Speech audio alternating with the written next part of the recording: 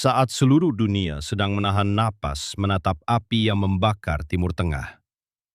Tiba-tiba, di garis depan Ukraina, angin perang berubah arah dengan kecepatan yang mencekam.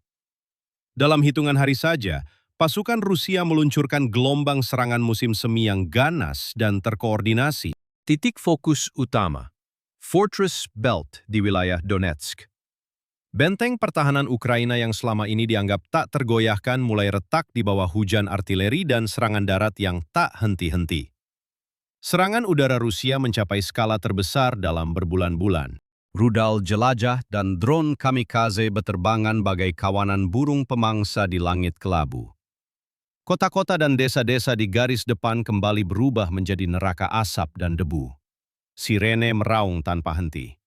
Presiden Zelensky langsung tampil di layar televisi dengan wajah tegang. Dia mengeluarkan peringatan keras, suaranya penuh keputusasaan yang tertahan.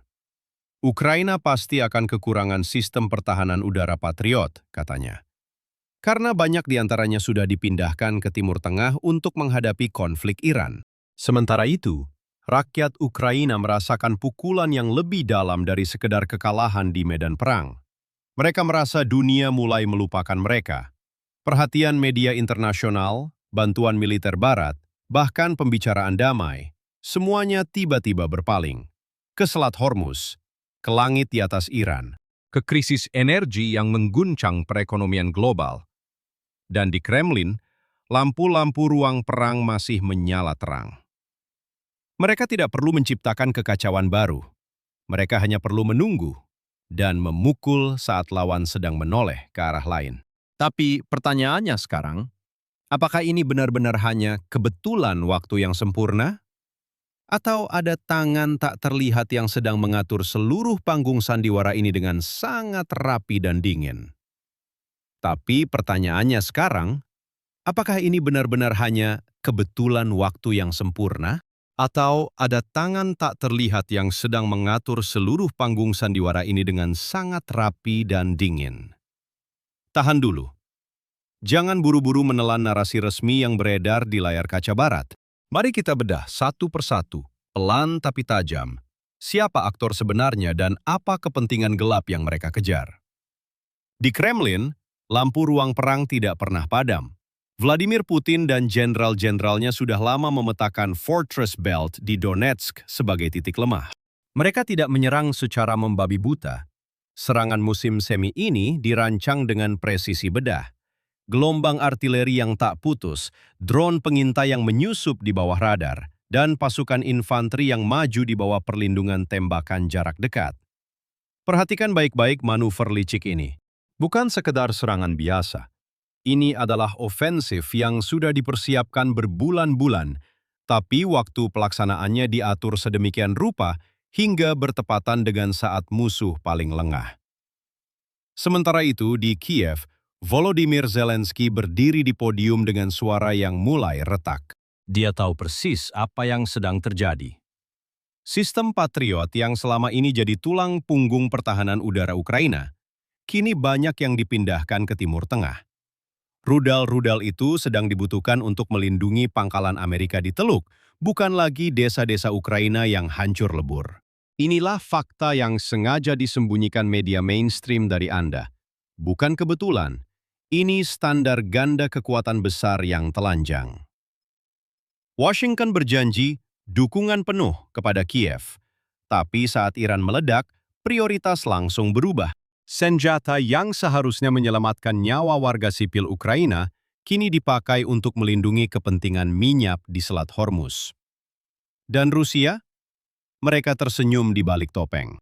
Mereka tahu betul, saat perhatian global tertuju ke api di Timur Tengah, tidak ada yang benar-benar mengawasi garis depan Donetsk.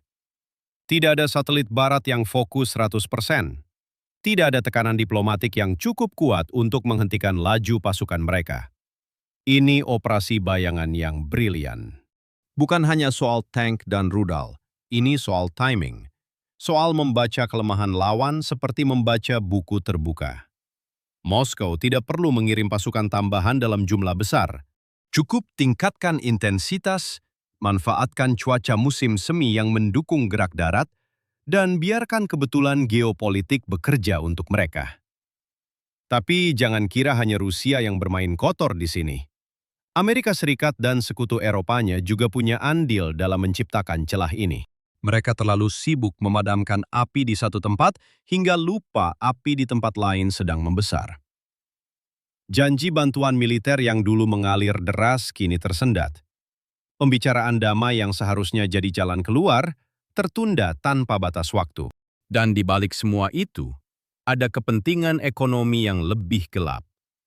Harga minyak dunia sudah melonjak tajam. Pendapatan Rusia dari ekspor energi naik hampir 70% hanya dalam hitungan minggu.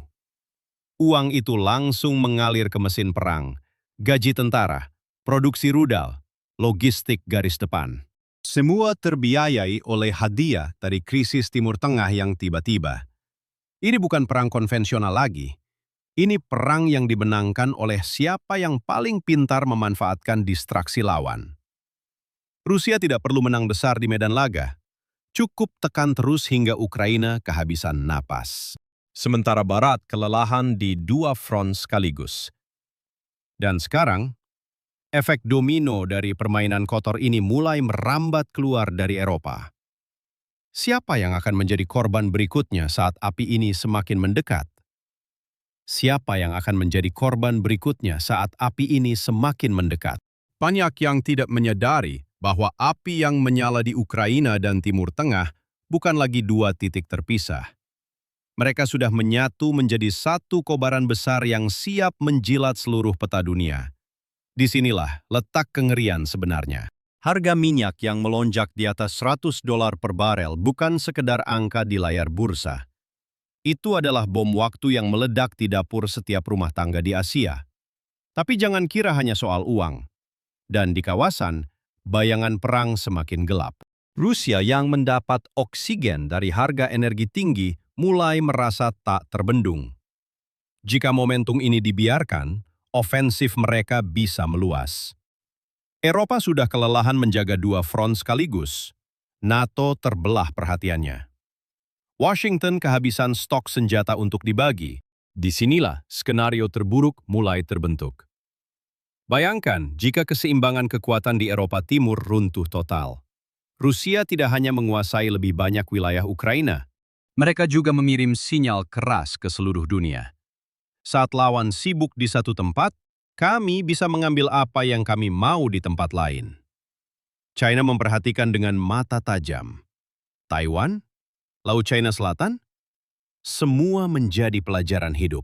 Jika Barat gagal di Ukraina karena terpecah perhatian, mengapa tidak mencoba langkah serupa di Asia? Indonesia, yang berada tepat di tengah pusaran Samudra Pasifik dan Selat Malaka, tidak bisa lagi pura-pura aman. Kita bergantung pada stabilitas energi global. Kita bergantung pada jalur perdagangan yang aman. Banyak yang tidak menyadari bahwa kita sedang berdiri di ambang jurang yang lebih dalam dari yang terlihat. Perang ini bukan lagi urusan Eropa atau Timur Tengah. Ini sudah menjadi ancaman langsung terhadap masa depan kita sendiri. Setiap rudal yang jatuh di Donetsk, setiap kapal tanker yang terancam di Selat Hormuz adalah pukulan telak ke ekonomi dan keamanan Indonesia. Dan jika gelombang ini terus membesar tanpa ada yang berani menghentikannya, berapa lama lagi sebelum api itu sampai ke halaman rumah kita? Berapa lama lagi sebelum anak-anak kita yang bermain di Taman Jakarta atau Surabaya harus belajar arti kata krisis global dengan cara yang paling pahit? Kita masih punya waktu, tapi waktu itu sedang menipis dengan cepat.